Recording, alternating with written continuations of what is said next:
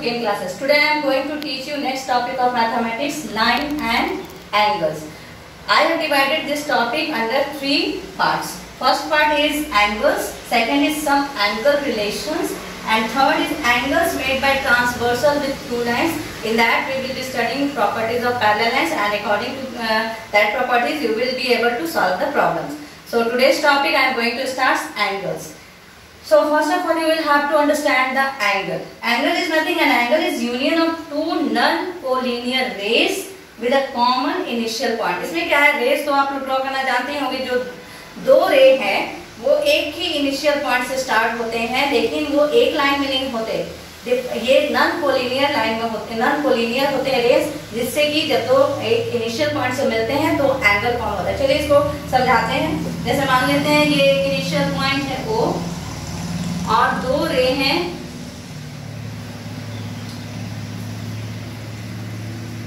OA और OB.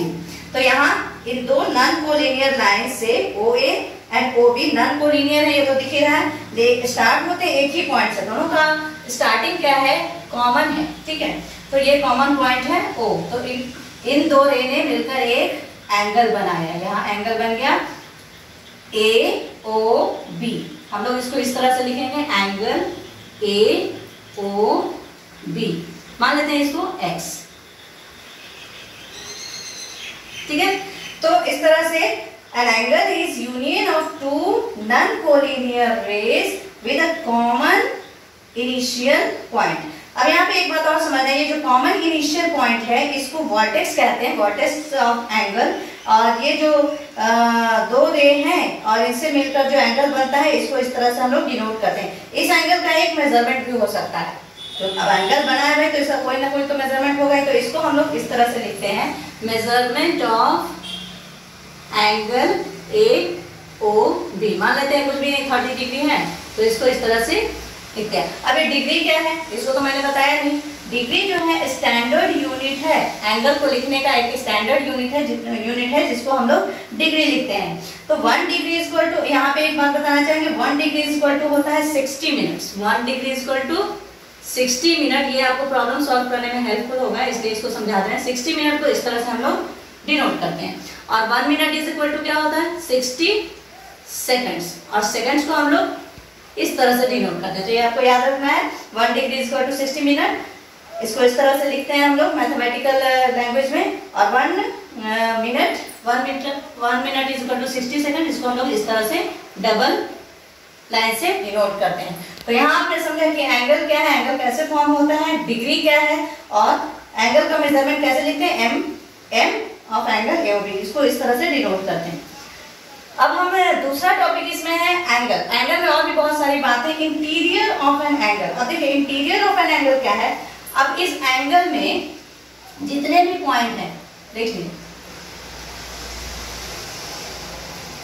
उसको कहते हैं एंगल के अंदर है, इसलिए इंटीरियर ऑफ एन एंगल है. इसको डिफाइन कैसे कर सकते हैं, the interior of an angle BAC is the set of all points in this plane. इस प्लेन में जितने भी पॉइंट्स हैं, ठीक है, which lie on the same side of AB. अब यहाँ पे देखिए, मान लेते हैं इसको OB के सेम साइड में जितने भी पॉइंट लाई करेंगे, इंक्लूडिंग जिस तरह से A, इसी प्लेन में जितने भी पॉइंट्स लाई करेंगे वो सब क्या होंगे, interior of an angle. And also on the same side of AC. उसी तरह से हम लोग इस तरफ भी ले सकते हैं, OA के इस तरफ सेम साइड जितने भी पॉइंट्स हैं, जिस तरफ पॉइंट B है उसी तरफ जितने भी पॉइंट्स हैं इस प्लेन में एंगल के अंदर में, उसको इंटीरियर ऑफ एन एंगल कहेंगे, interior point of an angle. ठीक है, उसके बाद है एक्सटीरियर. एक्सटीरियर भी उसी तरह से होगा. अब इस एंगल के बाहर में मान लीजिए कोई पॉइंट है, तो उसको क्या कहेंगे, एक्सटीरियर ऑफ एन एंगल. इसको एक्सटीरियर में लेंगे और इसको इंटीरियर में. ठीक है, एक और बात होती है कॉन्ग्रुएंट एंगल्स. कॉन्ग्रुएंट एंगल्स तो आप पढ़े होंगे, कॉन्ग्रुएंट ट्रायंगल ये सब पढ़े हैं पिछले क्लासेस में. कॉन्ग्रुएंट एंगल क्या होता है, तो एक एंगल मान लेते हैं एंगल O,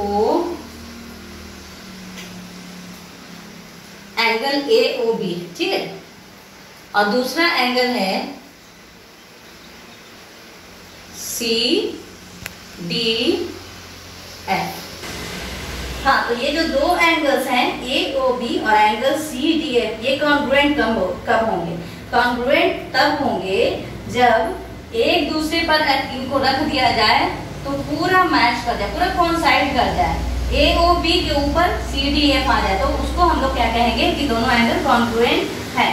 लेकिन हम लोग इसको इस तरह से नहीं लिखते हैं, हम लोग इसको ध्यान देना है कि एंगल OAB कॉन्ग्रुएंट का साइन नहीं देकर हम लोग क्या करेंगे, CDF नहीं लिख करके हम लोग लिखते हैं angle OAB is equal to angle CDF। Means congruent angle की मीनिंग ये हुई कि दोनों एंगल का मेजरमेंट सेम है। तो मान लो ये होगा 15 डिग्री, तो इसका मेजरमेंट भी होगा 15 डिग्री, तो ये दोनों एंगल क्या होंगे, कॉन्ग्रुएंट होंगे। तो हम लोग कॉन्ग्रुएंट का साइन न देकर के हम लोग इक्वल का साइन देते हैं, ठीक है।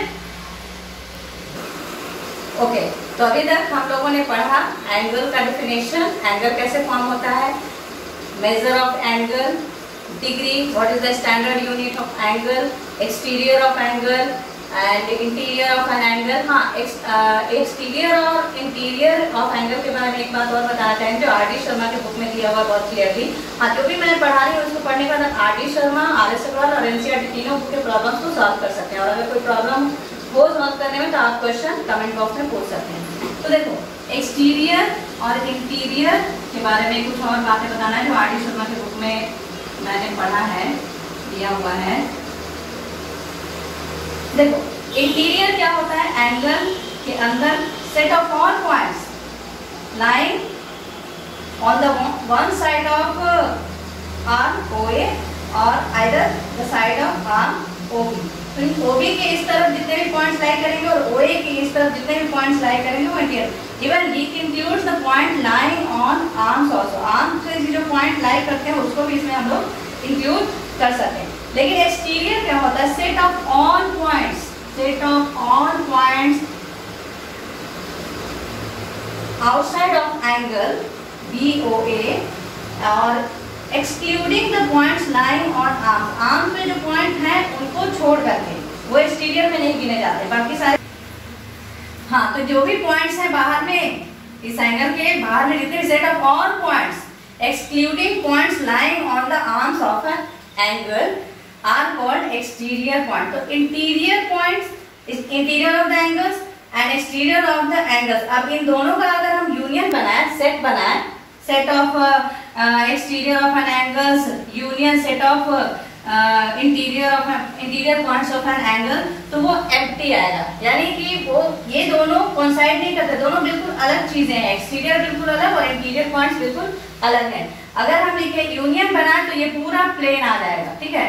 अगर हम लिखें interior points of angle BOA union, एक सेट बनता है ना, सेट अगर आप पढ़ेंगे तो उसमें यूनियन या इंटरसेक्शन ये सारी बातें पढ़ेंगे, तो इन दोनों का अगर यूनियन यानी दोनों को अगर हम मिला दें तो एक नया जो सेट बनेगा उसमें वो सेट एम्प्टी होगा, क्योंकि दोनों मिलकर नहीं, बिल्कुल अलग अलग चीजें हैं, ठीक है।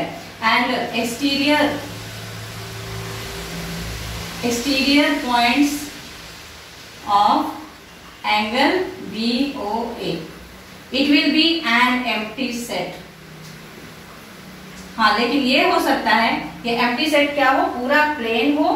अगर यूनियन कर दें एक्सटीरियर और इंटीरियर का तो ये पूरा प्लेन कवर करेगा, ये पूरा एरिया कवर करेगा, including angle BOA। Understood? So it is the relation between exterior, interior and this angle. तो ये क्या होगा, ये पूरा प्लेन ही उसमें आ जाएगा। यूनियन का मतलब होता है एक्सटीरियर पॉइंट्स को भी हमने रखा, इंटीरियर पॉइंट्स को भी रखा, इस एंगल को भी रखा, तो ये एक ऐसा प्लेन होगा, यही प्लेन जिसमें एंगल BOA लाई करता है अगर यूनियन बनाए तो ये आपको समझना था। इसके बाद इसी पार्ट में, पार्ट एंगल्स के पार्ट में, पार्ट 1 में जो एंगल्स हम पढ़ा रहे हैं उसमें डिफरेंट टाइप्स ऑफ एंगल्स आपको पढ़ना है। कॉन्वेक्स एंगल भी आप समझ गए, एंगल का डेफिनेशन भी समझ गए, unit standard unit of angle समझ गए, डिग्री जो होता है, और 1 degree is equal to 60 minute वो भी समझा दी, और 60 minute is equal to and 1 minute is equal to 60 seconds, उसको कैसे डिनोट करना है वो भी बता दिया गया। अब हम पढ़ेंगे टाइप्स ऑफ एंगल्स जो जूनियर क्लासेस में आप पढ़े नहीं होंगे। There are many types of angles, so you must have read in junior classes. So first I am going to introduce you right angle. The angle which have a measure of 90 degree, that angle will be said right angle. जैसे यहाँ पर angle AOB is equal to 90 degree, तो इसको हम लोग कहेंगे right angle. Acute angle, acute angle क्या होता है? जिसका मेजर 0 से बड़ा लेकिन 90 डिग्री से छोटा होता है. So an angle which has measurement less than 90 degree will be called acute angle. So we can write like this: angle BOA greater than 0 and less than 90 degree. Obtuse angle, obtuse angle क्या होता है? वो 90 degree से बड़ा होता है लेकिन 180 degree से छोटा होता है. तो an obtuse angle is an angle whose measure is greater than 90 degree but less than 180 degree. जैसे यहाँ पे क्या है? एंगल BOA 90 डिग्री से बड़ा है और 180 डिग्री से छोटा है, तो इसको हम लोग कहेंगे obtuse angle. Then straight angle, straight angle क्या है? Straight angle is an angle whose measure is equal to 180 degree. जिस एंगल का मेजरमेंट 180 डिग्री होता है उसको हम लोग कहते हैं स्ट्रेट एंगल. जैसे देखो यहाँ पे क्या है? OA एक रे है और OB दूसरा रे है, वो पूरा घूमते हुए यहाँ आ गया, तो उसने स्ट्रेट लाइन फॉर्म किया है और इस पे एंगल बनेगा क्या? 180 डिग्री. इसलिए स्ट्रेट लाइन पे अगर कोई पॉइंट है तो उस पॉइंट पे एंगल कितना होगा? 180 डिग्री. अगर दो रे से वो लाइन बनी है तो. रिफ्लेक्स एंगल, रिफ्लेक्स एंगल क्या होता है? 180 डिग्री से बड़ा लेकिन 360 डिग्री से छोटा होता है. तो an angle whose measure is more than 180 degree but less than 360 degree is called straight angle, sorry reflex angle. जैसे देखिए यहाँ रिफ्लेक्स एंगल है 180, यहाँ तक था स्ट्रेट एंगल, स्ट्रेट लाइन पर 180 डिग्री और ये और नीचे की तरफ जाएगा तो वो एंगल बड़ा होता जाएगा, 180 से ज्यादा होता जाएगा. तो ये 180 से ज्यादा है लेकिन 360 से कम है, तो इसको हम लोग कहेंगे reflex angle. Then complementary angle. Complementary angles क्या होते हैं? इसमें क्या करना है? दो ऐसे एंगल जिनका अगर सम लिया जाए तो उसका सम क्या हो? 90 डिग्री, तो वो दोनों एंगल एक दूसरे के कॉम्प्लीमेंट्री कहलाएंगे. जैसे यहाँ पे देखो, यहाँ पे दो एंगल्स हैं, यहाँ पे OA एक रे है, OB एक रे है और OC तीसरा रे है, तो इससे दो एंगल्स फॉर्म हुए हैं. यहाँ पर एक एंगल का मेजर, एक एंगल को हम लोगों ने डिनोट किया x डिग्री से और दूसरे को y डिग्री. तो अगर x degree plus y degree is equal to 90 degree then it will be said complementary angles. मान लेते हैं x का वैल्यू 35 हुआ और y का 55, तो दोनों मिलके क्या होंगे? 90 डिग्री. तो ये कहलाएंगे कॉम्प्लीमेंट्री ऑफ ईच अदर. ठीक है. अगर क्वेश्चन हो कि what is the complementary angle of 35 degree, तो उसको क्या करेंगे आप लोग? 90 से माइनस करेंगे 35 को, तो निकलेगा 55 डिग्री. तो complementary angle of 35 degree will be 55 degree. उसी तरह से what is the complementary angle of 55 degree, then it will be 35 degree. उसके बाद है सप्लीमेंट्री एंगल्स. सप्लीमेंट्री एंगल्स क्या होते हैं? वैसे दो एंगल जिनका सम 180 डिग्री हो उसको सप्लीमेंट्री एंगल कहते हैं. सेम इसी की तरह है लेकिन यहाँ 90 डिग्री था, वहाँ 180 डिग्री. जैसे यहाँ पे देखिए दो एंगल्स हैं और इन दोनों का सम अगर 180 डिग्री होगा तो इसको हम कहेंगे सप्लीमेंट्री एंगल. तो जैसे 150 डिग्री का सप्लीमेंट्री एंगल क्या होगा? तो 180 में से 115 को माइनस करेंगे तो आएगा 65 degree. So the supplementary angle of 115 degree will B 65 degree, या फिर 65 डिग्री का सप्लीमेंट्री क्या होगा? 115 डिग्री. और एक लास्ट बच जाता है हमारा एंगल बाइसेक्टर एंगल. अब मान लेते हैं कोई रे OC इस तरह का है, एंगल BOA के बीच में कोई तीसरा रे ड्रॉ किया जाता है OC इस तरह से कि वो ऐसे ड्रॉ किया गया है कि angle BOC is equal to angle COA, यानी दोनों एंगल को वो इक्वल पार्ट में डिवाइड कर देते हैं. It will be said that this रे OC is bisector of angle BOA या फिर angle AOC. So this is called bisector of angle. तो चलिए आप लोग समझ गए. यहाँ पर इसको याद रखना बहुत आसान है. 90 डिग्री राइट एंगल से हम लोग शुरू करते हैं. 90 डिग्री, ठीक है. 90 डिग्री से छोटे एंगल को एक्यूट एंगल और 90 डिग्री से बड़े एंगल को ऑब्ट्यूज एंगल, ठीक है. फिर 180 डिग्री के एंगल को स्ट्रेट एंगल कहते हैं और 180 से बड़ा लेकिन 360 डिग्री से छोटा हो उसको रिफ्लेक्स एंगल कहते हैं. और कॉम्प्लीमेंट्री एंगल, दो एंगल जिनके सम 90 डिग्री हो तो वो कॉम्प्लीमेंट्री एंगल्स होते हैं, और दो ऐसे एंगल्स जिनका सम 180 डिग्री हो तो वो सप्लीमेंट्री एंगल्स कहलाते हैं. और उसके बाद हमने पढ़ा angle bisector. So this was all about types of angle and this is the end of part 1 angle. And In next topic part 2, in next video I will teach you part 2, that is some relations of angles. Thank you.